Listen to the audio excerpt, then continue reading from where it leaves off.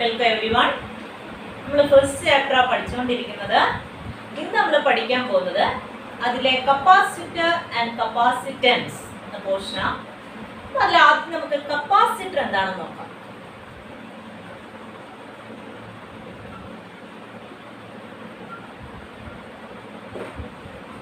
It is a device used to store electric charges.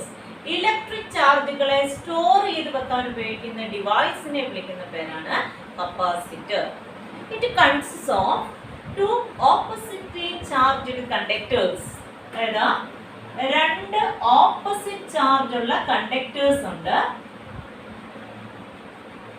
Separated by an insulator, that means air or dielectric. ഒരു കണ്ടക്ടറിന് ചാർജിനെ store ചെയ്ത് വെക്കാനുള്ള എബിലിറ്റിയെ വിളിക്കുന്ന പേരാണ് കപ്പാസിറ്റൻസ് എന്ന് വിളിക്കുന്നത്. Capacitance is the ability of a conductor to store electric charges. ഒരു കണ്ടക്ടറിന് എത്രമാത്രം ഇലക്ട്രിക് ചാർജിനെ സ്റ്റോർ ചെയ്ത് വെക്കാനുള്ള കഴിവുണ്ടോ ആ കഴിവിനെ, ആ എബിലിറ്റിയാണ് നമ്മൾ എന്ത് പേര് വിളിക്കുന്നത്? കപ്പാസിറ്റൻസ് എന്ന് വിളിക്കും. ആ ഡിവൈസ് ആണ് എന്ത്? കപ്പാസിറ്റർ. നമ്മളുടെ വ്യത്യാസം മനസ്സിലായല്ലോ. ഇനി ഈ ഒരു കണ്ടക്ടറിന് ചാർജ് എങ്ങനെ, ഒരു കണ്ടക്ടറിന് ഈ രണ്ട് കണ്ടക്ടേഴ്സിന് എ ബി എന്ന് പറഞ്ഞ കണ്ടക്ടേഴ്സിന് എങ്ങനെയാണ് ചാർജ് കൊടുത്തത്? നമ്മൾ അതിനെ ഒരു ബാറ്ററി ആയിട്ട് കണക്ട് ചെയ്താണ് ചാർജ് കൊടുക്കുന്നത്. ഇവിടെ നമ്മൾ ഈ കണ്ടക്ടേഴ്സിന് ചാർജ് കൊടുക്കുന്നതിനനുസരിച്ച് ഇലക്ട്രിക് ഫീൽഡിന്റെ സ്ട്രെങ്ത് കൂടുന്നു. ഇലക്ട്രിക് ഫീൽഡിന്റെ സ്ട്രെങ്ത് കൂടുക എന്ന് പറഞ്ഞാൽ എന്താ? പൊട്ടൻഷ്യൽ കൂടിക്കൊണ്ടിരിക്കുക. മനസ്സിലായില്ലേ? Charge given to a conductor is directly proportional to its potential, that is Q proportional to V, or Q is equal to a constant C into V. C എന്ന് പറയുന്ന കോൺസ്റ്റന്റിനെ വിളിക്കുന്ന പേരാണ് capacitance. So we can write C is equal to Q divided by V. Capacitance C is equal to നമുക്ക് എന്ത് കിട്ടി? Q divided by V. We can say that capacitance is the ratio of what is Q, charge given to a conductor, to the potential to which it is raised. Then what is its unit? Capacitance ന്റെ unit എന്തായിരിക്കും? നമ്മൾ പഠിച്ചതാണ്. ചാർജിന്റെ unit എന്താണ്? Coulomb divided by പൊട്ടൻഷ്യലിന്റെ unit എന്താണ്?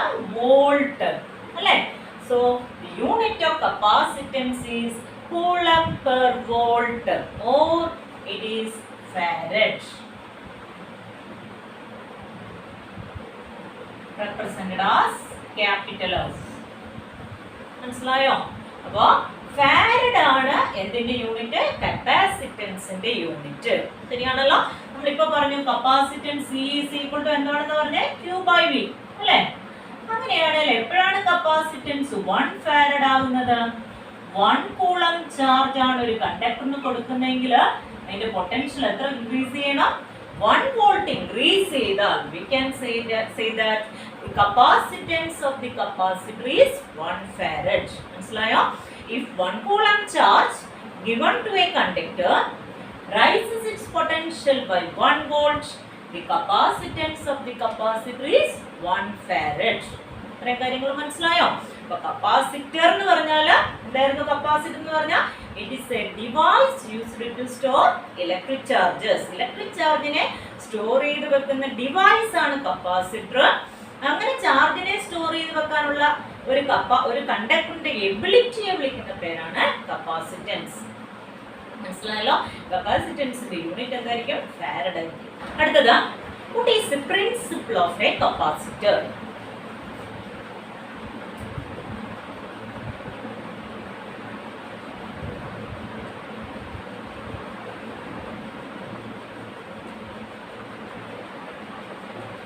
ഒരു കപ്പാസിറ്ററിന്റെ principle എന്തായിരിക്കും? അതായത് നമ്മൾ പറഞ്ഞു നമ്മുടെ കയ്യിൽ ഒരു കണ്ടക്ടർ ഉണ്ട്, പി എന്ന് പറഞ്ഞൊരു കണ്ടക്ടർ ഉണ്ടെന്ന് വിചാരിക്കാം. ഈ കണ്ടക്ടറിന് കുറച്ച് ചാർജുകളെ സ്റ്റോർ ചെയ്ത് വെക്കാനുള്ള കഴിവുണ്ട്. കുറച്ച് പോസിറ്റീവ് ചാർജുകളെ സ്റ്റോർ ചെയ്ത് വെക്കാനുള്ള കഴിവുണ്ട് എന്ന് വിചാരിക്കാം. എത്രയോ ചാർജുകളെ സ്റ്റോർ ചെയ്ത് വെക്കാനുള്ള കഴിവേ ഉള്ളൂ. അതിന്റെ കപ്പാസിറ്റൻസ് അത്രയേ ഉള്ളൂ. ഇപ്പൊ ഈ കണ്ടക്ടറിന്റെ കപ്പാസിറ്റൻസ് എന്ന് പറയുന്നത് C is equal to എത്രയാ? Q divided by V. മനസ്സിലായോ? അപ്പൊ നോക്കിയേ, ഇപ്പോ ഇതിന്റെ പൊട്ടൻഷ്യൽ, ഈ കണ്ടക്ടറിന്റെ പൊട്ടൻഷ്യൽ V ആണ്. അതിന്റെ മീനിങ് എന്താ? ഇൻഫിനിറ്റിയിൽ ഇരിക്കുന്ന ഒരു +1 കൂളമ്പിനെ ഈ കണ്ടക്ടറിൽ എത്തിക്കാൻ, ഇങ്ങോട്ട് എത്തിക്കാൻ എത്ര വർക്ക് ചെയ്യണോ അതാണ് എന്ത്? ഈ കണ്ടക്ടറിന്റെ പൊട്ടൻഷ്യൽ. ശരിയാണല്ലോ? ഇൻഫിനിറ്റിയിൽ ഇരിക്കുന്ന +1 കൂളമ്പിനെ ഈ കണ്ടക്ടറിന്റെ അടുത്ത് എത്തിക്കാൻ എത്ര വർക്ക് ചെയ്യുന്നു? That is called potential of this conductor. അല്ലേ? ഈ കണ്ടക്ടറിന്റെ പൊട്ടൻഷ്യൽ. ഇനി നമ്മൾ ഇവിടെ ഒരു എർത്ത് കണ്ടക്ടർ വെച്ചു എന്ന് വിചാരിക്കാം. ഇതിനടുത്തേക്ക് ഒരു എർത്ത് കണ്ടക്ടറിനെ വെച്ചു. P എന്ന് പറഞ്ഞ കണ്ടക്ടറിനെടുത്ത Q എന്ന് പറഞ്ഞ ഒരു എർത്ത് കണ്ടക്ടറിനെ വെച്ചു എന്ന് വിചാരിക്കാം. ഇങ്ങനെ ഒരു എർത്ത് കണ്ടക്ടർ ആണ്, ചാർജ്ഡ് കണ്ടക്ടർ ആണ്. That means it consist of equal number of positive and negative charges. അല്ലേ? പക്ഷേ ഈ കണ്ടക്ടറിനെ എർത്ത് ചെയ്താൽ എന്ത് സംഭവിക്കും? ഈ കണ്ടക്ടറിൽ ആര് മാത്രമേ പിന്നെ ഉണ്ടാകത്തുള്ളൂ? നെഗറ്റീവ് ചാർജുകൾ മാത്രമേ ഉണ്ടാകത്തുള്ളൂ. അല്ലേ? ഇനിയും ആ ഇൻഫിനിറ്റിയിൽ ഇരുന്ന +1 കൂളമ്പിനെ നമ്മൾ പിയിലേക്ക് കൊണ്ടുവരാൻ എത്ര വർക്ക് ചെയ്യേണ്ടി വരും? മുമ്പേ ചെയ്ത അത്രയും വർക്ക് ചെയ്യേണ്ടി വരുമോ എന്നൊന്ന് ആലോചിച്ച് നോക്കിയേ. ഈ +1 കൂളമ്പിനെ മുമ്പേ കൊണ്ടുവന്നപ്പോ, ഈ P എന്ന് പറഞ്ഞ കണ്ടക്ടറിന് അടുത്തേക്ക് കൊണ്ടുവന്നപ്പോ ഇത്രയും പോസിറ്റീവ് ചാർജസ് എന്ത് ചെയ്യായിരുന്നു? ട്രിപ്പിൾ ചെയ്യായിരുന്നു. അല്ലേ? അപ്പൊ നമ്മൾ ഒരുപാട് വർക്ക് ചെയ്യണമായിരുന്നു. ഇപ്പൊ അങ്ങനല്ല. ഈ +1 കൂളമ്പിനെ ഇങ്ങോട്ട് കൊണ്ടുവരുമ്പോ ആരിപ്പുണ്ട്? ഇവിടെ കുറേ നെഗറ്റീവ് ചാർജസ് ഇരിപ്പുണ്ട്. ഈ നെഗറ്റീവ് ചാർജസ് ഈ +1 കൂളമ്പിനെ എന്ത് ചെയ്യും? അട്രാക്ട് ചെയ്യും. ശരിയാണല്ലോ? അപ്പൊ മുമ്പിലത്തേന്റെ അത്രയും വർക്ക് ചെയ്യണോ? വേണ്ട. വർക്കിന്റെ എമൗണ്ട് കുറവായിരിക്കും. അല്ലേ? വർക്ക് കുറയാന്ന് പറഞ്ഞാൽ എന്ത് കുറവാ? ഇൻഫിനിറ്റിന്ന് +1 കൂളമ്പിനെ കൊണ്ടുവരുന്ന വർക്ക് എന്താ? പൊട്ടൻഷ്യൽ. അല്ലേ? അപ്പൊ വർക്ക് കുറയാന്ന് പറഞ്ഞാൽ എന്ത് കുറവാ? പൊട്ടൻഷ്യൽ കുറവാണ്. പൊട്ടൻഷ്യൽ കുറഞ്ഞാൽ എന്ത് സംഭവിക്കും? കപ്പാസിറ്റൻസ് കൂടും. കപ്പാസിറ്റൻസ് കൂടുക എന്ന് പറഞ്ഞാൽ എന്താ? ചാർജിനെ സ്റ്റോർ ചെയ്ത് വെക്കാനുള്ള കഴിവ് മുമ്പലത്തേതിലും കൂടി. എന്ന് പറഞ്ഞാൽ ഇത് ഒറ്റയ്ക്കിരിക്കുമ്പോൾ എത്ര ചാർജിനെ സ്റ്റോർ ചെയ്ത് വെക്കാൻ പറ്റുമോ, ഇപ്പൊ അതിനേക്കാളും കൂടുതൽ ചാർജിനെ സ്റ്റോർ ചെയ്ത് വെക്കാൻ പറ്റും. എപ്പോഴാണ്? when an earthed conductor is placed near to it. മനസ്സിലായോ? This is the principle of a capacitor. That is, when an earthed conductor is placed near to a charged conductor, the potential of the charged conductor decreases and its capacitance increases. ഇനി ഒരു കപ്പാസിറ്ററിനെ നമ്മൾ symbolic ആയിട്ട് represent ചെയ്യുന്ന ഇങ്ങനെ ആയിരിക്കും. ഒരു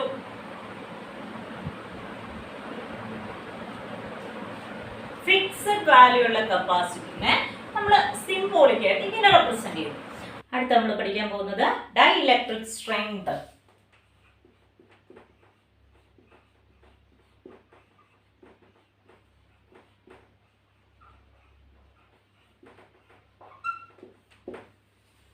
ഇവിടെ നോക്കിയേ, കപ്പാസിറ്ററിന്റെ 2 പ്ലേറ്റ്സ് ആണ് P യും Q. അല്ലേ? ഈ പ്ലേറ്റ്സിനെ നമ്മൾ എങ്ങനെ ചാർജ് ചെയ്തേ? ഒരു ബാറ്ററി ആയിട്ട് കണക്ട് ചെയ്ത് ചാർജ് ചെയ്തു. അല്ലേ? ഇവിടെ നമ്മൾ ഈ കണ്ടക്ടറിന് ചാർജ് കൊടുക്കുന്നതിനനുസരിച്ച് അവിടുത്തെ ഇലക്ട്രിക് ഫീൽഡിന്റെ സ്ട്രെങ്ത്തിന് എന്ത് സംഭവിക്കും? The strength of electric field also increases. അല്ലേ? അപ്പൊ ഇവിടെ ചാർജ് കൊടുക്കുന്നതിനനുസരിച്ച് ഇലക്ട്രിക് ഫീൽഡിന്റെ സ്ട്രെങ്ത് കൂടിക്കൊണ്ടേയിരിക്കുന്നു. പക്ഷേ ഈ ഇലക്ട്രിക് ഫീൽഡിന്റെ സ്ട്രെങ്ത് ഒരു പരിധിക്കപ്പുറം കൂടിയാൽ, അല്ലെങ്കിൽ ഈ കപ്പാസിറ്ററിന്റെ പ്ലേറ്റ്സിന് കൊടുക്കുന്ന ചാർജ് ഒരു പരിധിക്കപ്പുറം കൂടിയാൽ എന്ത് സംഭവിക്കും? ഇതിനിടയിലുള്ള ഈ പ്ലേറ്റ്സുകൾക്കിടയിലുള്ള ഡൈഇലക്ട്രിക് മീഡിയത്തിന് ബ്രേക്ക് ഡൗൺ സംഭവിക്കും. എന്താ ഈ ബ്രേക്ക് ഡൗൺ സംഭവിക്കുക എന്ന് പറഞ്ഞാൽ, അതായത് ലീക്കേജ്, ചാർജിന് ലീക്കേജ് സംഭവിക്കും. The maximum electric field that a dielectric can withstand without breaking down is called dielectric strength. അതിന്റെ മീനിങ് എന്താ? There is a limit for the amount of charge that can be stored on a capacitor without leaking. അല്ലേ? അടുത്ത നമ്മൾ പഠിക്കാൻ പോകുന്നത് parallel plate capacitor.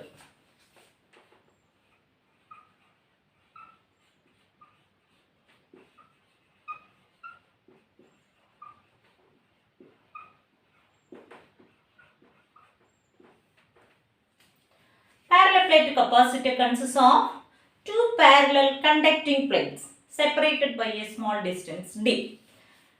So it consists of two parallel conducting plates P and Q. One is of positive charge and the other is of negative charge.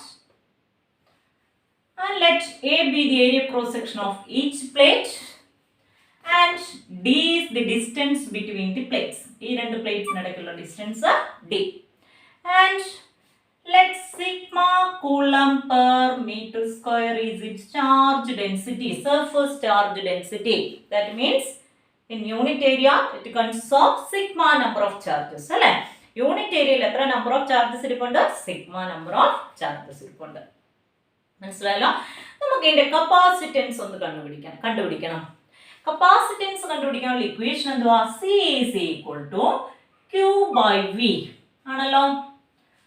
C is equal to Q by V. നമുക്ക് ആദ്യം Q കണ്ടുപിടിക്കാം. Q is equal to, ഇവിടെ നോക്കിയേ, unit ഏരിയയിൽ എത്ര charge ഇരിപ്പുണ്ട്? Sigma number of charges. അങ്ങനെയാണെങ്കിൽ ഏത് പറഞ്ഞ ഏരിയയിൽ എത്ര നമ്പർ ഓഫ് ചാർജസ് ഇരിപ്പുണ്ടായിരിക്കും? Sigma into A. So what is Q? Q is equal to sigma A അല്ലേ? ഇനി വിയുടെ വാല്യൂ അറിയണം. V is equal to എന്താണ് നമ്മൾ ഫസ്റ്റ് സ്റ്റെപ്പിൽ പഠിച്ചത്? V is equal to E into D. First സ്റ്റെപ്പിൽ പഠിച്ചതാ അല്ലേ? V is equal to E into D. ഇനി നമുക്ക് E അറിയണം. E എന്ന് പറയുന്നത് എന്താ? ഈ പിക്കും ക്യൂവിനും ഇടയ്ക്കുള്ള ഇലക്ട്രിക് ഫീൽഡ് എത്രയാണെന്ന് അറിയണം. ഓക്കെ, നമുക്കൊരു കണ്ടക്ടർ ഉണ്ട്, പോസിറ്റീവ്ലി ചാർജ്ഡ് കണ്ടക്ടർ. അങ്ങനെയാണെങ്കിൽ നമ്മൾ പഠിച്ചിട്ടുണ്ട് ഗോസ്സ് തിയറത്തിന്റെ സെക്കൻഡ് ആപ്ലിക്കേഷൻ, അതായത് electric intensity due to a plane sheet of charge. നമ്മൾ പഠിച്ചതാ ഏതൊരു പോയിന്റിലെയും ഇലക്ട്രിക് ഇന്റൻസിറ്റിയുടെ എക്സ്പ്രഷൻ എത്രയായിരിക്കും? സിഗ്മ ഡിവൈഡഡ് ബൈ 2 എപ്സിലോൺ 0 അല്ലേ? അങ്ങനെയാണെങ്കിൽ ഇവിടെ ഇവിടെ ഒരു പോയിന്റ് എടുത്താലും ഈ സൈഡിൽ ഒരു പോയിന്റ് എടുത്താലും എവിടെ ഇലക്ട്രിക് ഇന്റൻസിറ്റിയുടെ expression sigma by 2 epsilon 0. And what is its direction? Positive plate ആയതുകൊണ്ട് ഡിറക്ഷൻ ഇലക്ട്രിക് ഫീൽഡിന് എങ്ങനെയായിരിക്കും? away from the conductor, കണ്ടക്ടറിൽ നിന്ന് വെളിയിലേക്ക് ഉണ്ടല്ലേ? ഇങ്ങനെയായിരിക്കും ഇലക്ട്രിക് ഫീൽഡിന്റെ ഡിറക്ഷൻ. ശരിയാണല്ലോ?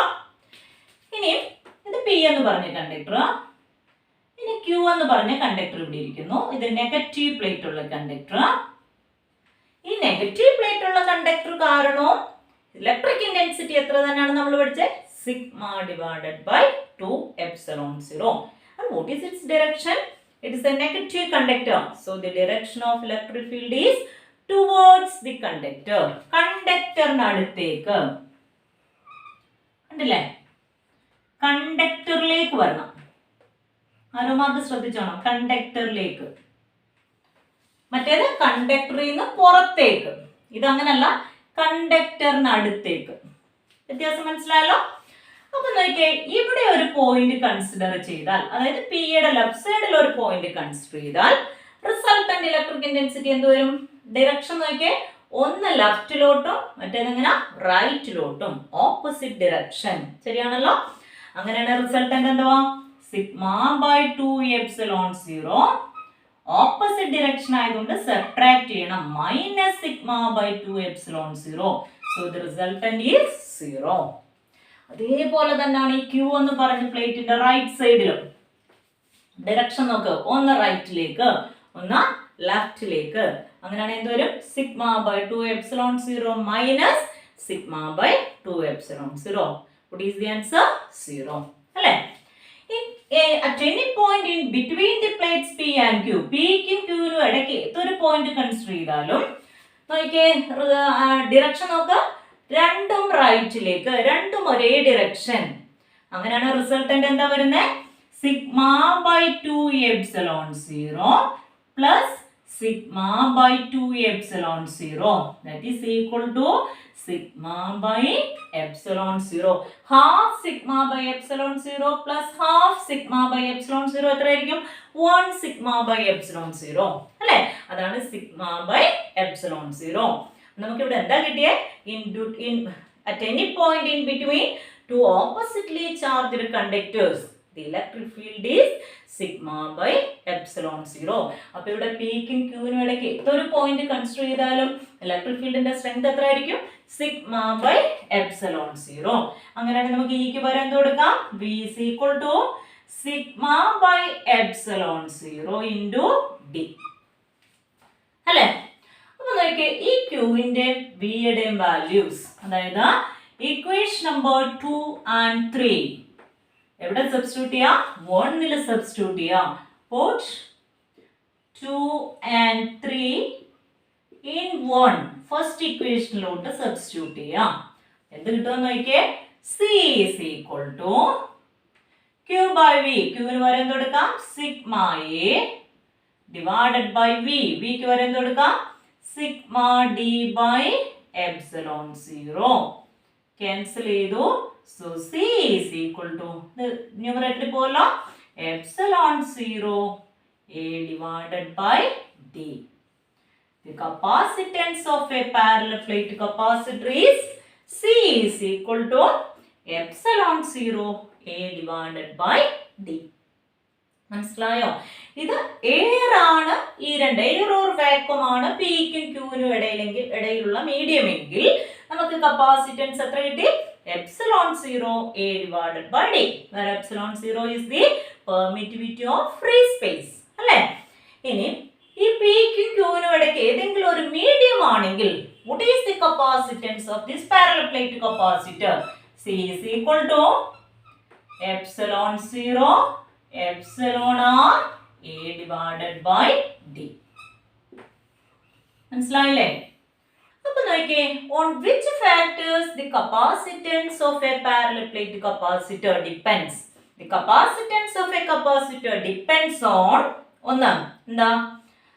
Relative permittivity of the medium. എന്തിനെ ഡിപ്പെൻഡ് ചെയ്യും? റിലേറ്റീവ് പെർമിറ്റിവിറ്റിയെ ഡിപ്പെൻഡ് ചെയ്യുന്നു അല്ലേ? So capacitance of the parallel plate capacitor depends on എന്തിനെയൊക്കെ ഡിപ്പെൻഡ് ചെയ്യുന്നു? It depends on relative permittivity of the medium. ശരിയാണല്ലോ? And also it depends on area of cross section of each plate. കപ്പാസിറ്ററിന്റെ ഓരോ പ്ലേറ്റിന്റെ എന്തിനെ depend ചെയ്യുന്നുണ്ട്? Area of cross സെക്ഷനെ depend ചെയ്യും. And it depends on the distance between the two plates. That means as the distance between the two plates decreases, capacitance increases അല്ലേ? So the capacitance of a capacitor depends on ഏതൊക്കെ ക്വാണ്ടിറ്റീസിനെയാ? relative permittivity of the medium, area cross section of each plate and the distance between the plates. മനസ്സിലായില്ലേ?